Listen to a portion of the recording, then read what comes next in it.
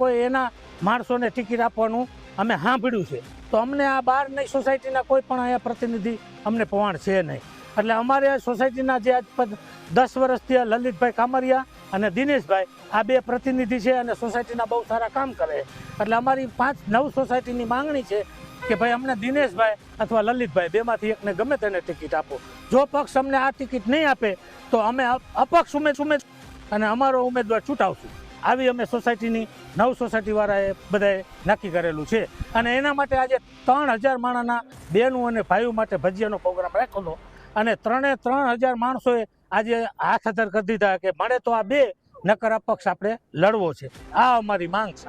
ને આ કાર્યક્રમ અમે ગોઠવ્યો કે ભાઈ ઉમેદવારી તમારા સિવાય બીજાને આપશે તો અમે ચલાવી નહીં લઈ, પણ છેલ્લે જો પક્ષ ટિકિટ નહીં આપે તો અમે છેલ્લી બાકી અમને અપક્ષમાં ઊભા રાખી અને ચૂંટાવી આપીશું.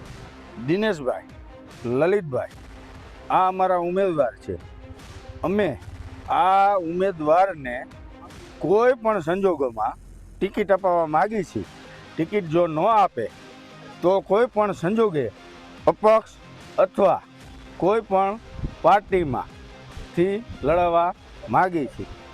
અમને સોસાયટીએ બેનને બોલાવ્યા મને ભાઈ કે ભાઈ સોસાયટીની અંદર અમે ભારતીય જનતા પાર્ટીની અંદર બે દાવેદારી કરી અને સોસાયટી અમને બધાને બોલાવીને બેને કીધું કે તમારે બે સિવાય ત્રીજો કોઈ ઉમેદવાર અમે નહીં ચલાવી દઈએ. એટલે અમને આજ બધાએ ભેગા કરી અને અમને એમ કીધું કે તમારા બે સિવાય